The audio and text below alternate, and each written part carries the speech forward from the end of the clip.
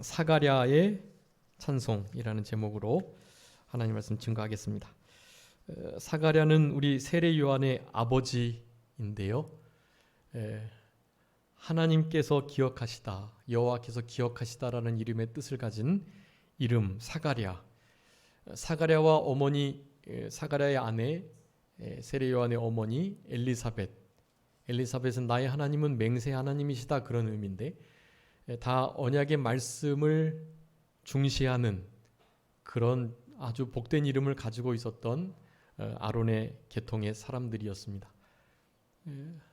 왕대밭에 왕대가 난다고 엘리사벳과 사가랴와 같은 훌륭한 신앙의 부모님께 세례 요한과 같은 여자가 난 자 중에 가장 큰 자라 일컬어지는 예수님의 구속사역을 가장 많이 그때 당시에 깨달았던 예수님의 길을 잘 준비했던 우리 세례 요한과 같은 인물이 나타나게 되었던 것입니다. 요한은 하나님은 여호와는 은혜로우시다, 그런 이름의 뜻이라고 그랬는데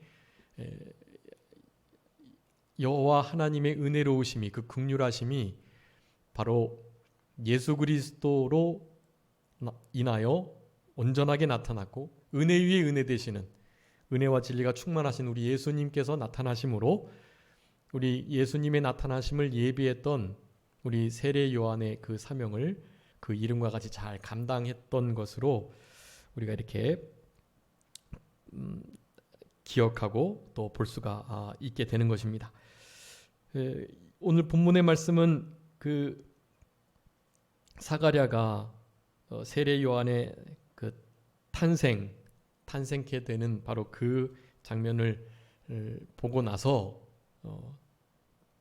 자기에게 나타나셔서 그렇게 기쁨의 소식을 전했던, 그러니까 메시아 그리스도를 준비하는 그런 아주 복된 사명을 가진 자기 아들 세례 요한이 태어나게 될 것에 대해서 우리 가브리엘 천지사를 통해서 소식을 듣고 사실은 순간 그것을 믿지 못했어요. 그가 하나님 앞에서 의롭고 규례와 명령 지키는 데 있어서 흠이 없는 자였다고 말씀했는데, 그런 좋은 신앙을 가진 사가랴 제사장도 아내가 나이 많아서 더 이상 진짜 아이를 가질 수 없는 그런 상태에 있었기 때문에 우리에게 어떻게 아이가 있을 수가 있겠습니까? 이름을 요한이라고 하라고 하긴 했는데 어떻게 그럴 수가 있겠습니까? 라는 마음을 실제로 중심에 분명하게 가졌던 것입니다. 그래서 그 일로 인해서 우리가 아는 것처럼 사가랴가 벙어리가 됐어요. 그래서 세례 요한이 나기까지 아무런 말도 하지 못하는 상태에 있었습니다. 근데 이제 우리가 25절 이후부터 예수님의 나심에 대한, 그리고 마리아와 엘리사벳이 서로 교제하는, 그리고 마리아가 찬가를 부르는, 그리고 난 다음에 세례 요한이 57절부터 이제 66절까지 출생하게 되는 실제적인 사건이 이르렀고, 그러니까 처음 1장 초반부터 이제 이 1장 67절 후반부 이 부분은 적어도 아이를 복중에 가지고 있었던, 적어도 한 9개월에서 10개월 이상의 시간이 흐른 그 이후에 찬가인 것입니다. 그때 세례 요한이 탄생하고 그 세례 요한의 탄생을 정말 다들 기뻐하며 기이 여겼고 주의 손이 함께 하시는 것을 보고 장차 이 사람이 어떤 자가 될까, 진짜 우리가 기다렸던 혹시 메시아 그리스도가 아닐까 하는 생각을 할 만큼 우리 세례 요한의 탄생과 그렇게 천사의 나타남, 그리고 약속대로 우리 사가랴의 입이 터지고 그리고 그의 이름을 요한이라고 하는 모든 일들이 이렇게 하나님의 섭리 속에 싹싹 들어맞는 것을 보고, 야, 이거 좀 아무래도 대단한 사건이 일어난 것 같다라는 생각을 그들이 하게 된 것입니다. 말라기 선지자 이후에 400여년간 하나님께서 더 이상 말씀을 주시지 않으셨을 바로 그때에 이제 천사가 나타나서 그와 같은 역사를 일으키는 그 장면을 그들의 삶 속에서 경험하고 있었던 것입니다. 그러니까 마리아는 그렇게 마리아의 찬가를, 또 엘리사벳은 엘리사벳 나름대로의 성령 충만해서 우리 하나님을 향한 감사와 찬송의 내용을 이제는 아버지 사가랴가 하나님을 찬송하며 특별히 자기 아들 세례 요한을 향한 예언의 말씀까지 그렇게 노래로 찬송을 하고 있었던 것입니다. 그래서 이 사가랴의 찬송, 사가랴 이 예언의 말씀이 67절부터 나오는데요. 80절까지 우리가 이제 그동안 복음서를 계속하면서 우리 마리아의 찬가하고 세례 요한의 출생에 관한 사실들을 좀 자세히 다뤄봤는데, 이 사가랴의 찬송에 대해서는 이렇게 자세하게 다루지를 않았어요. 그래서 이번 우리 그 공과위원회에서 예전과 같은 큰 목사님과 같은 형식을 유지하기는 하면서 공과를 냈는데, 그럼에도 오늘 본문을 특별히 이렇게 조금 더 중점적으로 다루게 되었다라고 생각하시면 될 것 같습니다. 우리 누가복음 1장에 성령 충만을 받은 사람이 세 사람 나오는데요. 누구였죠? 첫 번째는 15절에 모태로부터 성령의 충만함을 세례 요한이 받았습니다. 모태로부터 성령 충만을 받았어요. 여러분, 성령 충만의 방법들이 많이 있는데 우리가 어떻게 해서 성령 충만을 받아야 된다고 늘 강조를 했는데, 이것은 선행적 은혜, 그러니까 먼저 앞서가시면서 이 성령 충만한 일 자체도 하나님께서 하게 해 주셔야 돼요. 모태에서 세례 요한이 무슨 순종을 했고 무슨 기도를 했고 뭘 했겠어요. 수정란이 돼서 생명만 겨우 이제 유지된 정도인데, 그런데 그런 세례 요한에게 성령님께서 성령 충만을 허락해 주셨다라는 사실입니다. 성령 충만은 하나님께로부터 주어지는 거예요. 하나님께로부터 성령 충만함을 입는 것, 그것을 받는 거예요. 받을 만한 그릇으로 잘 준비되는 게 중요하겠죠. 그릇을 엎어놓거나 더러운 그릇이면 성령 충만의 역사가 없겠죠. 자기를 잘 깨끗하게 하고 사모하며 기도하며 기다리는, 말씀을 순종하는, 성결을 유지하는 이런 모습들이 성령 충만의 원리이긴 하지만, 성령 충만은 주어지는 것이다. 성령 충만을 하나님께 간구하셔야 합니다. 성령 충만을 간구하시는 용기가 없고 성령 충만하게 될 때 내 뜻대로 어떤 것을 하지 못하는 것이 좀 아쉬워서, 그런 것들을 포기하기 싫어서, 왠지 성령 충만해지면 내 마음대로 못할 것 같으니까 사실은 성령 충만하지 않으려고 하는 마음 중심의 그 저희가 우리 가운데 부패성 속에 숨어 있습니다. 그런 것들을 철저히 걷어내고 하나님 앞에 기도하셔야 돼요. 성령 충만할 수 있도록. 성령 충만하지 않으면 반드시 성령 충만하지 않은 것만큼 그 무엇인가에 충만케 되어 있습니다.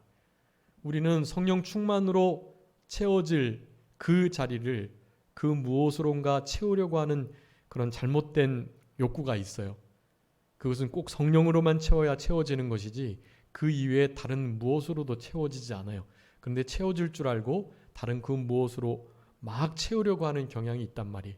여러분, 그런 것을 철저하게 끊고 오직 성령의 충만을 받아야 돼요.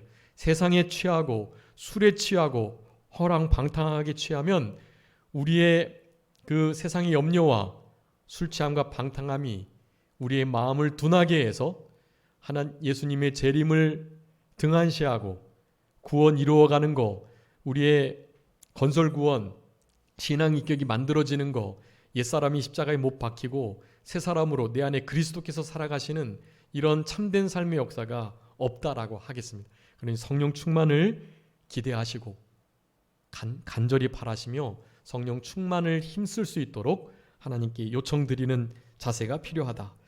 41절에 우리 엘리사벳이 성령이 충만했다고 말씀하고 계세요.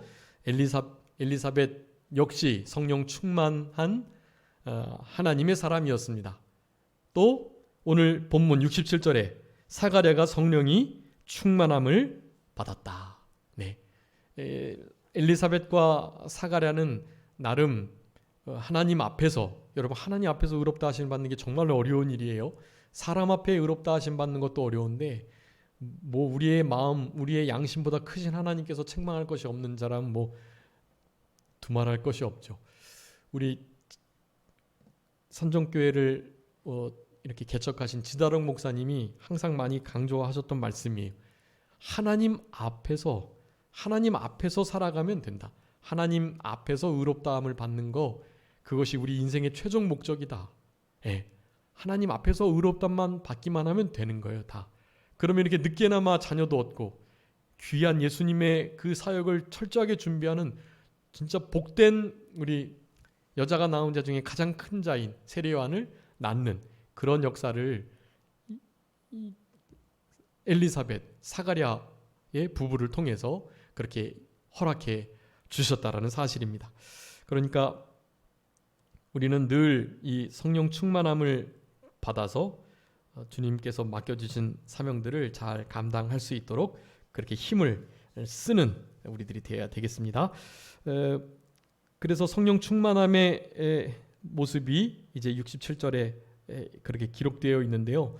이 성령 충만한 역사도 하나님 앞에 요청을 드려야 충만케 하시는 이 선행적 은혜가 있어야 된다라는 것을 먼저 우리가 알 수 있겠고, 그래서 67절부터 69절까지의 말씀은 구원에 대한 감사와 찬송이라고 할 수가 있겠습니다. 우리 사가랴 이 제사장이 지금 감사하는 마음으로 지금 노래하고 있어요. 찬송하고 있는 거예요. 이게 찬송의 내용이에요. 근데 그 찬송의 내용은 예언을 이루신 것에 대한 감사, 구원에 대한 감사, 그리고 이제 자신의 아들이 그렇게 예수님의 첩경을 평탄케 해야 할 바로 그 일들을 이룰 것에 대한 이 복된 인생길이잖아요. 우리의 인생길도 다 마찬가지입니다. 우리 모든 성도들의 그 복된 구원의 인생길에 대하여 감사와 찬송을 드리고 있는 것입니다. 구원하심, 언약을 성취하심. 이 세례 요한이 나게 된 것은 세례 요한이 태어남으로 엘리야의 심령으로 역사할 자, 그러니까 말라기서의 사장이 예언되었던 언약의 사자가 오기 전에 나의 사자를 먼저 보내겠다고 하셨던 그 말씀이 이루어지는 것을 우리 사가랴 선자는 너무나 명확하게 알고 있었던 거예요. 그래서 그것을 노래하는 거예요. 우리를 이렇게 구원해 주시는, 구원하시되 언약을 기억하시고 언약을 성취하시는 그 하나님 앞에 지금 막 감사와 찬송을 돌려드리고 있는 것입니다. 그 가운데 이제 예언도 포함되어 가지고 우리 세례 요한 자신의 아들이 하게 될 귀하고 복된 사역을 또한 예언하기도 하게 되었던 것입니다. 그래서 69절 70절부터 73절까지는 언약을 이루시는, 그러니까 성취하시는 것에 대해서 감사한 것이고요. 74절부터 80절까지 마지막 절까지 우리로 하여금 세례 요한을 비롯해서 모든 크리스찬들 성도들에게 하나님께서 주신 그 복된 삶의 길, 그 길에 대한 감사와 찬송을 지금 돌리고 있다라고 할 수가 있겠습니다. 말씀들을 좀 살펴보면 여기 성령의 충만함을 받아 예언하였다라고 말씀합니다. 이 예언을 했는데 예언을 포함한 감사 찬송 내용이에요. 뒤에 이제 이 아이요 76절에서부터 이제 자신의 세례 요한에 대한 어떤 사역을 할 것인가에 대한 예언의 말씀을 하고 있는 것인데요. 이게 다 하나님께 감사드리는 거예요. 감사와 찬송을 돌려드리는 것입니다. 여러분, 성령 충만할 때 감사와 찬송이 있습니다. 예언의 말씀을 깨닫고 그 예언의 말씀, 그러니까 우리가 성령 충만하다고 예언하는 거 아니에요. 성령 충만하면 앞으로 일어날 일들을 맞추고 마치 점쟁이가 앞날을 예고하는 것처럼 그런 의미의 예언이 아니에요. 성경에서의 예언의 대부분은 하나님의 약속의 말씀, 바로 그것을 미리 드러내는 것, 그런 의미가 있어요. 우리도 사실은 다 예언할 수 있죠. 당신 예수님을 믿지 않으면 지옥 갑니다. 그것은 여러분 예언이에요. 예언. 다 우리도 예언하는 거예요. 사실은 하나님의 말씀에 입각한 예언이에요. 예수님이 다시 오실 것입니다. 예수님을 믿으면 천국에 갑니다. 그런데 예수님 믿지 않으면 지옥에 가십니다. 이거 다 예언이에요. 이 모든 것들이. 여러분, 우리는 이런 예언들을 성령 충만한 가운데 할 수 있어요. 그리고 그렇게 예언을 한다는 것은 하나님의 말씀을 기억하고 그 하나님의 말씀을 선포, 가르침, 외침, 이렇게 설교함, 나눔 이런 것들을 다 포함하는 거예요. 그런데 어떨 때 그런 일이 가능하다고요? 성령 충만할 때. 여러분, 성령 충만할 때야 하나님 말씀, 예언에 관한 것이 입에 오르내리게 돼 있어요. 그렇지 않으면요, 우리 입에서는 세상의 노래, 세상의 말, 원망, 불평, 낙심, 낭망, 좌절의 말들, 그런 것이 나올 수밖에 없어요. 그런데 성령 충만하면 예언의 말, 하나님의 말씀, 말씀이 성취된 거, 그리고 이루어질 말씀에 대하여, 그리고 우리 주님 다시 오실 거, 예수 그리스도의 복음, 십자가와 부활, 다시 오실 거, 이런 것들이 우리 입에서 나오게 돼요. 그런 구원을 주신 것에 대한 감사, 예언을 성취하시는 하나님의 그 성실하심, 신실하심에 대한 감사, 우리들에게 얼마나 복된 신앙의 삶을 허락해 주심에 대한 감사와 찬송, 이런 것들이 나오는 거예요. 여러분, 한 입에서 저주의 말과 찬송이 같이 나올 수 없죠. 한 구멍에서 쓴물과 단물이 함께 나올 수 없어요. 여러분, 우리의 입에서 철저하게 주의해야 합니다. 원망, 낙심, 낭망하는 말, 좌절의 말, 정죄, 비판하는 말, 이런 것을 절연히 끊으셔야 돼요. 항상 은혜를 머금은 입술, 그리고 하나님을 찬송하는 말, 남을 세우는 말, 건설적인 말, 다른 사람을 위로하는 말, 권위하는 말, 이런 말들을 늘 우리 입에 달고 살아가셔야 돼요. 68절에 찬송하리로다 주 이스라엘의 하나님이여 그 백성을 돌보사 속량하시며 라고 말씀합니다. 여러분, 우리가 찬송할 찬송거리들 너무 많아요. 근데 그 중에 하나님께서 그 백성을 돌아보셔서 속량하셨다라는 거예요. 속량이 무엇이죠?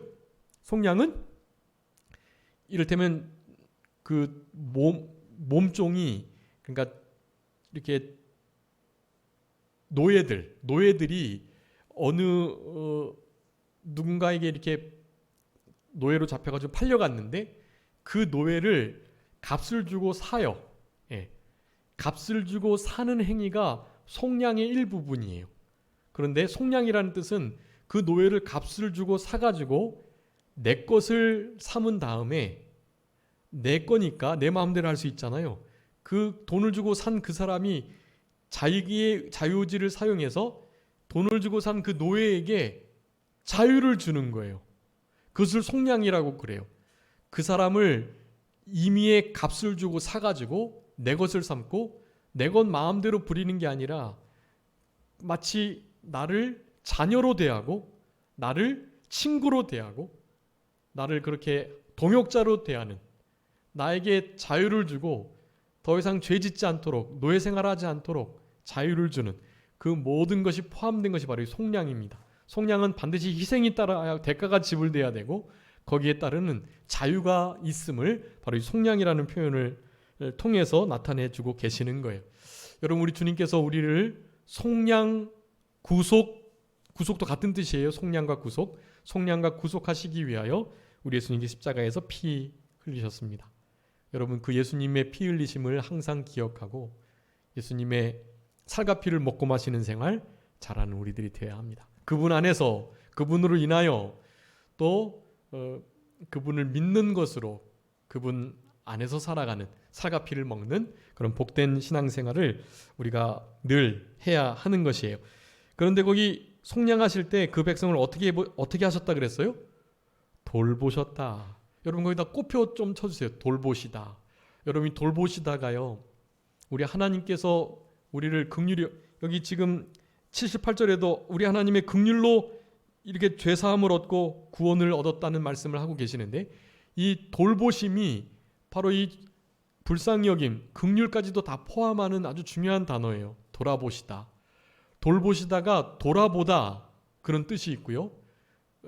권고하다, 그런 뜻이 있고요. 조금 더 원어적인 측면은 신방하다, 그런 뜻이 있어요. 그러니까 돌보다라는 것은요, 돌아보고 잘 돌봐주고 또 신방하고 그리고 권고하고.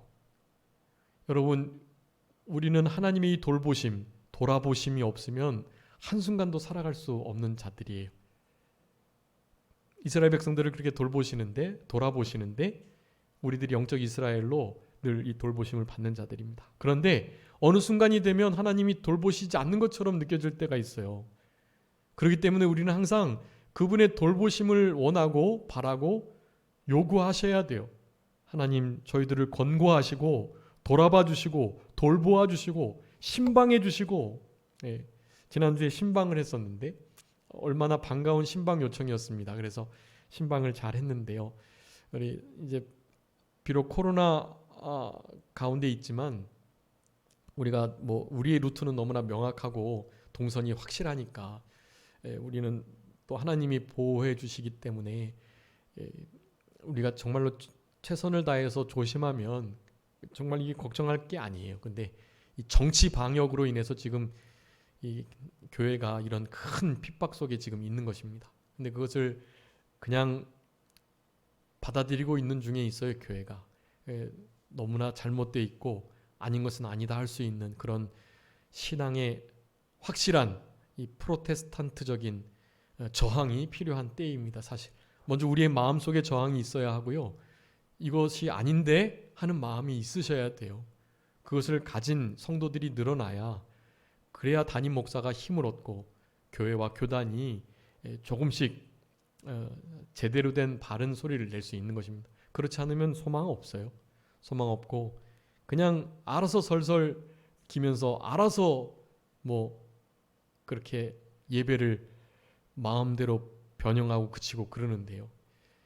하나님이 정말로 기뻐하시지 않는 그런 교회의 모습입니다. 이런 모습들을 다 회개해야 돼요. 우리 자신부터 먼저 회개를 해야 하나님께서 불쌍히 여겨주시고 도와주시는, 돌보시는 은혜가 있는 것입니다. 자, 그래서 돌보시는 것, 하나님께서 어떤 자를 돌보시고 돌아보시고 권고하시나, 여러분 그런 사람이 돼야 하나님의 권고와 긍휼이 임하게 되니까요. 여러분 그것들을 꼭 기억하시고 성경 말씀을 통해서 하나님의 권고하시는 자, 하나님이 돌보시고 돌아보시는 자가 어떤 자인지를 좀 분명하게 깨닫는 그런 이 시간이 되어야 되겠습니다. 먼저 하나님께서 어떤 자를 돌보시냐면요, 일단 그러니까 말씀대로 하는 자, 하나님의 말씀대로 하려고 하는 자를 하나님은 권고하시고 돌보세요. 아브라함과 사라에게 하나님께서 늘 그렇게 말씀대로 권고하셨습니다. 왜냐하면 하나님 주신 말씀대로 살아가려고 했기 때문에 그래요. 여기 창세기 21장 1절에 여호와께서 그 말씀대로 사라를 권고하셨고 여호와께서 그 말씀대로 사라에게 행하셨다. 여러분, 사라에게 말씀대로 행하시고 말씀대로 권고하셔가지고 누가 생겼어요? 이삭이 생긴 거예요. 이삭. 90세에 사라가 이삭을 낳게 된 거예요. 아브라함은 100세 때 이삭을 낳은 거예요. 여러분, 말씀대로 우리 하나님은 권고하시는 분이기 때문에 어떻게 하면 권고를 받을까요? 말씀대로 생활하고 행동하려고 하면 권고가 있어요. 그 말씀 밖으로 넘어가려고 하면 하나님의 권고가, 돌보심이 그쳐요.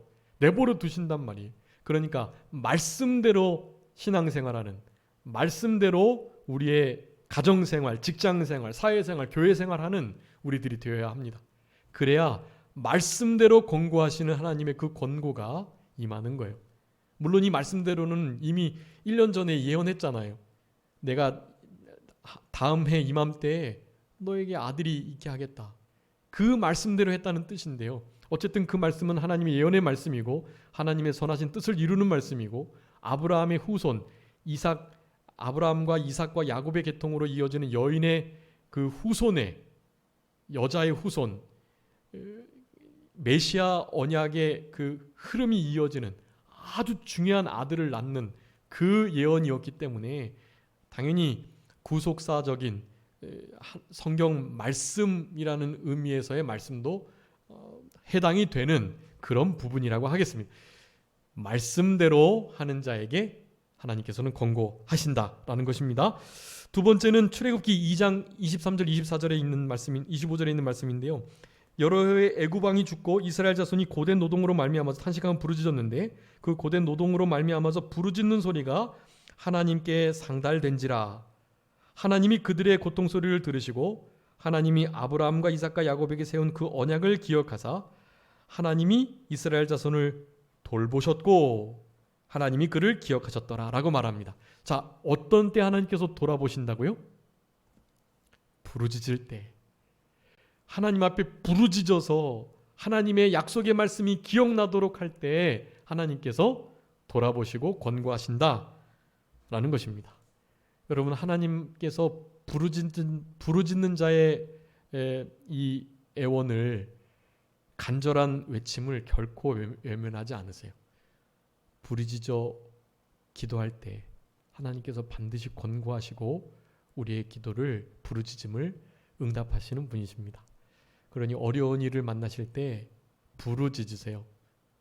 부르짖음은 뭐 입술로 터져나오는 그런 외침 정도만이 아닙니다.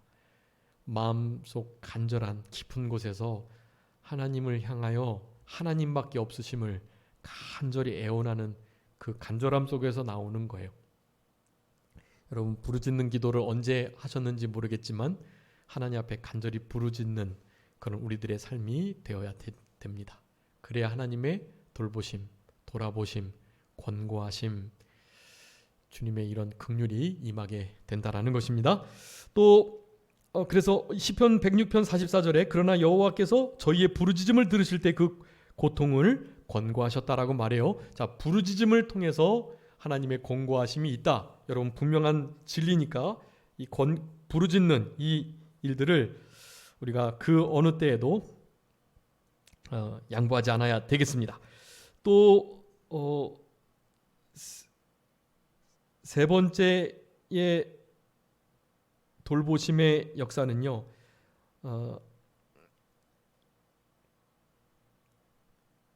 그러니까 지금 아까 부르짖는 것에 대해서 어떻게 부르짖는가에 대해서 환난 때에 진실하게, 정직하게, 전심으로, 경외함으로 그렇게 부르짖어야 되는데, 그런 모든 것들이 부르짖음에 불을 지피는 내용들이에요.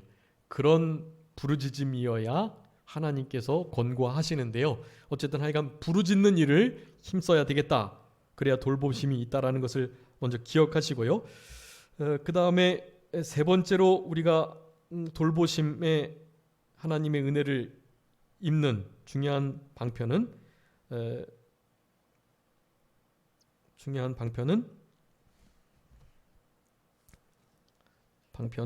이사야 66장 2절이 한번 읽어주세요.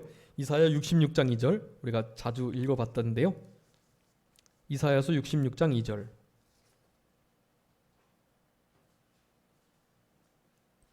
나 여호와가 말하노라. 내 손이 이 모든 것을 지었으므로 그들이 생겼느니라. 무릇 마음이 가난하고 심령에 통회하며 내 말을 듣고 떠는 자 그 사람은 내가 돌보려니와. 아멘.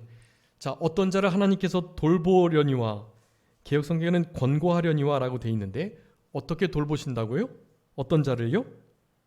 무릇 마음이 가난하고 심령에 통회하며 나의 마음을 인하여, 나의 말을 인하여 떠는 자.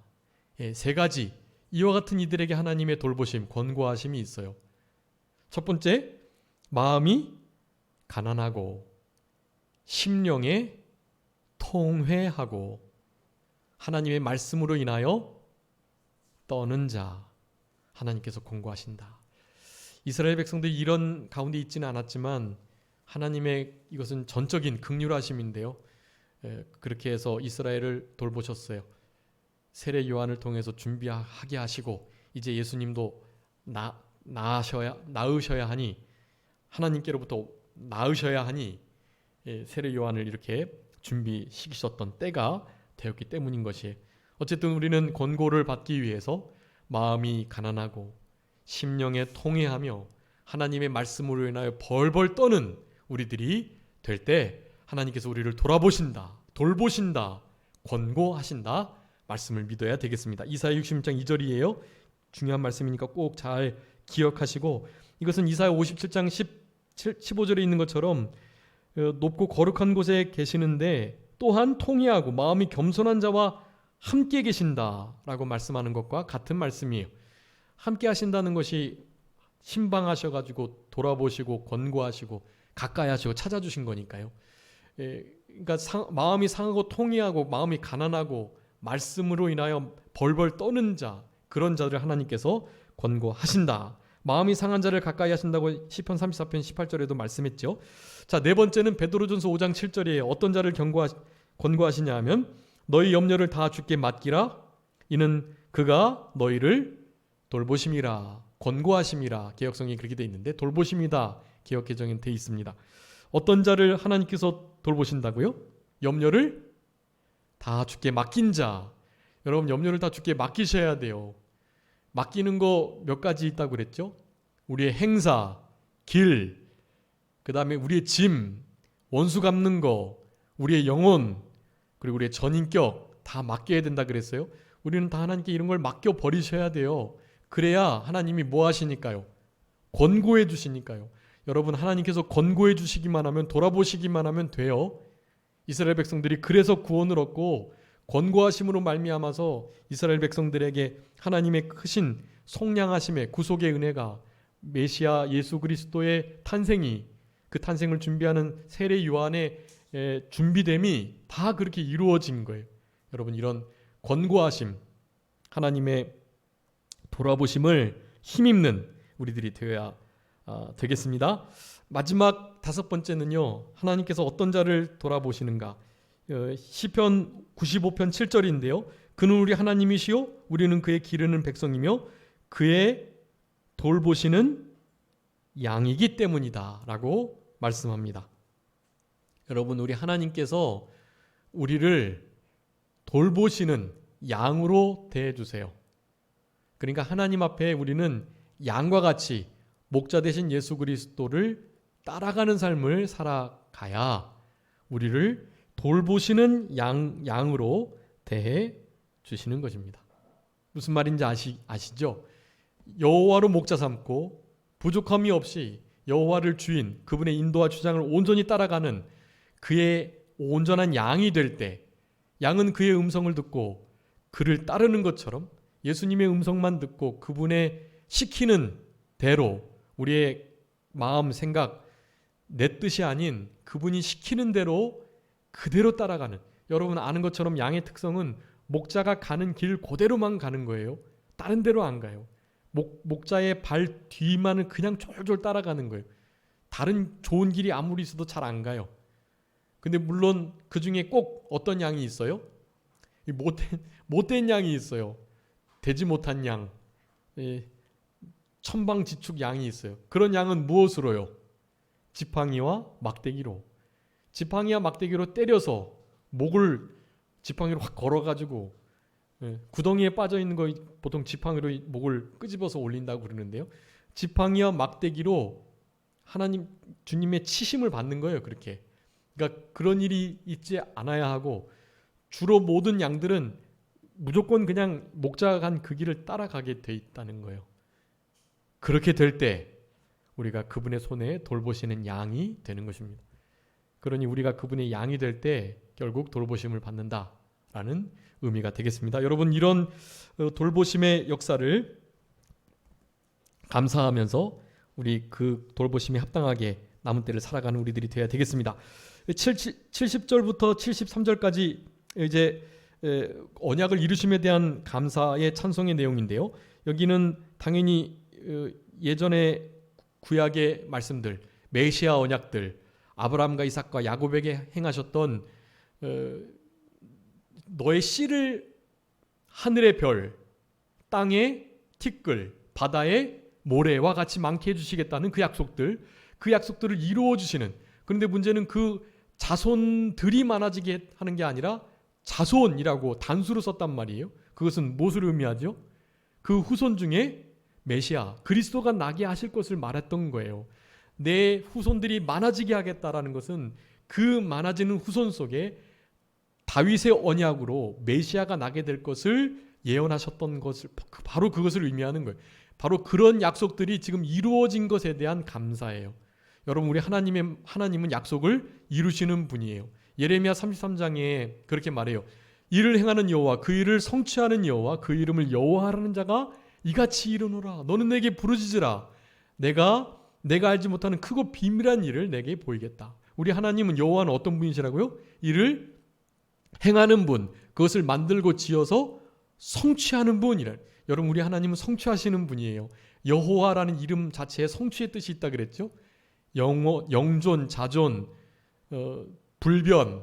그래서 언약과 약속을 맺어주시며 그 언약과 약속 맺어주신 것을 성취하여 이행하실 수 있는 능력자, 여호와 이름의 뜻에 다 있다 그랬어요. 그러니까 우리 여호와 하나님은 성취하시는 분이라는 뜻이에요. 그 이름이 여호와라 하는 자가 말하는 거예요. 내가 그것을 이루겠다.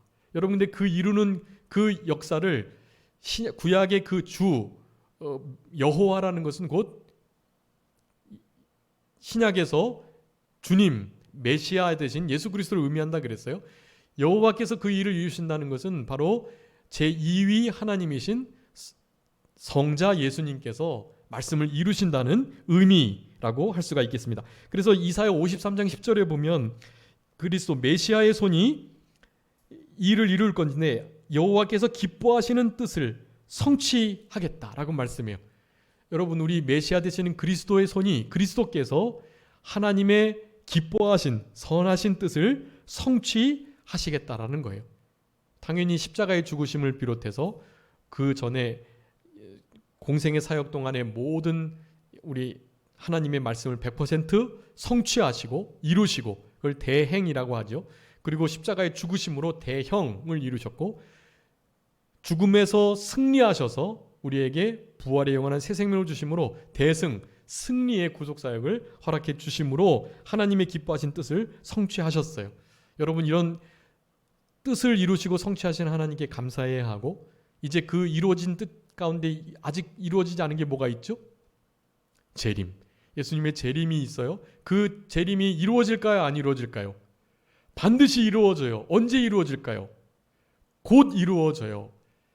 12시에 재림하신다면 지금 12시 몇 분이라 그랬어요?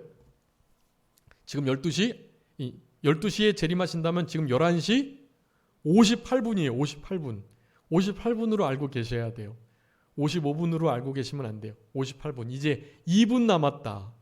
예수님 재림하시기 전 2분 남았다라는 생각을 가지시고 임박한 재림신앙을 가지고 자기를 돌아보며 구원, 구령의 열정을 가지고 복음을 전하는 일을 힘써 감당하는 우리들이 되어야만 합니다. 그러면서 우리에게 마지막 남겨주신 성취의 법이 하나 있어요. 여러분, 무슨 법이죠? 우리에게 이루고자 하시는 법이 있다고요. 시간이 없지만 좀 읽어주세요. 갈라디아서 6장 2절 한번 읽어주세요. 갈라디아서 6장 2절. 너희가 짐을 서로 지라. 그리하여 그리스도의 법을 성취하라. 아멘. 뭐를 성취하라고요? 그리스도의 법을 성취하래요. 여러분, 우리가 성취해야 할 법이 있어요. 그건 그리스도의 법이에요. 그리스도의 법은 무슨 법이에요? 사랑의 법이에요. 서로 너희의 짐을 지라. 여러분, 짐 지는 것, 스티그마, 예수의 흔적이라고 말씀드렸어요. 갈라디아서 6장에서 마지막에 사도 바울이 말하는 거예요. 나 예수의 흔적을 내가 가졌다. 흔적 가지는 건 다른 게 아니에요. 서로의 짐을 져주면서, 내 짐은 먼저 내가 잘 감당하고 서로의 짐을 져주면서 예수의 흔적을 지니는 일, 서로 사랑으로 돌아보는 일. 여러분, 이런 일을 통해서 그리스도의 법, 사랑의 법을 성취하셔야 돼요. 이 성취의 법을 우리들에게 남겨주셨어요. 주님이 성취하시는 분이신 것처럼 우리도 이 그리스도의 법을 성취하는 자로 남은 때를 살아가셔야 돼요. 그게 주님을 따르는 자, 예수 그리스도의 작은 그리스도, 작은 예수 그리스도의 것으로 살아가는 우리들의 삶의 목표입니다. 여러분, 서로 짐을 져주시는 일이 우리 삶의 목표예요. 여러분, 그 그리스도의 법을 성취하라는 그 일을 이루는 것이 우리가 창조된 목적이고 주님의 재림을 기다리는 우리들에게 주어지신 하나님의 명령이에요. 여러분, 이 명령을, 사랑의 명령을, 이 계명을 잘 순종해 나가는 그런 우리들이 되어야 할 것입니다. 그 법을 잘 성취하도록 서로를 돕고 또 구원의 뿔, 우리에게 마귀, 죄, 사망, 지옥, 자기 자신의 부패성, 이 세상, 이 사탄의 세력으로부터 우리를 건져 주셨기 때문에, 구속하셨기 때문에 우리는 그 구속의 은혜에 감사하면서 이 원수, 우리를 미워하는 모든 자의 손에서 구원하시는 이 일을 우리가 다른 사람들의 구원 역사에 우리가 함께 참여해서 저들이 이 구원에 이를 수 있도록 우리가 힘을 써야 한다라는 사실입니다. 이 거룩한 언약이 기억되고, 그래서 우리에게 이렇게 사가랴의 예언을 통해서 우리 세례 요한과 또 우리 예수 그리스도의 사역이 이렇게 예언되는, 찬송되는 이런 일을 허락해 주신 것입니다.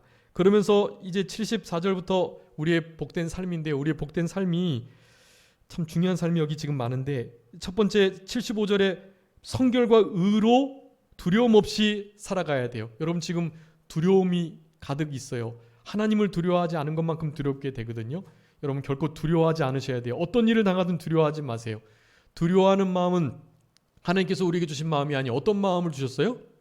사랑과 근신하는 마음과 능력을 주셨다라고 말해요.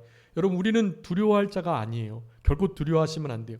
주님이 우리와 함께 하시니 이렇게 지금 우리에게 이런 긍휼과 돌보심이 있으니 여러분 결코 두려워하시지 않도록 성결과 의로 두려움을 이겨나가는 우리들이 되어야 됩니다. 여러분 성결은 거룩함과 깨끗함이에요. 여러분 이것도 꼭 펼치셔야 돼요. 아까 돌보심과 함께 성결.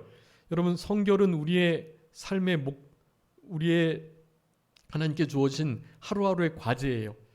얼마나 우리가 거룩하고 깨끗하고, 거룩할 성, 깨끗할 성결, 거룩하고 깨끗하게 우리가 살아가는지를 하나님께서 늘 주목하여 보세요. 여러분 그래서 어떻게 하든지 우리는 성결한 삶을 유지해야 됩니다. 여러분 어떨 때 우리가 성결을 하게 될까요? 먼저 거룩함은 디모데전서 4장 5절에 있는 것처럼 말씀과 기도로 거룩해진다라고 해요. 여러분 말씀과 기도로 우리의 모든 삶을, 말과 행위를, 생각을 거룩하게 하셔야 합니다.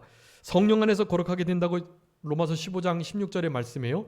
늘 성령 안에 있을 때 성령의 거룩하게 하심을 통해서 우리가 거룩하게 되어 있어요.